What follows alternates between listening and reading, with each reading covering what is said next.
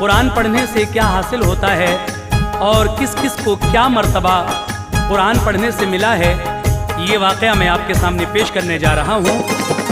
अहले अरब की दोस्त तो अरबी जुबान है, अरबी जुबान में इसलिए आया कुरान है।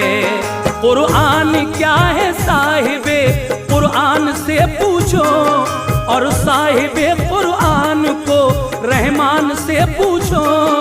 पुरनूर दोस्त तो करो ईमान के लिए, दिल में बसाओ उल्फते कुरान के लिए।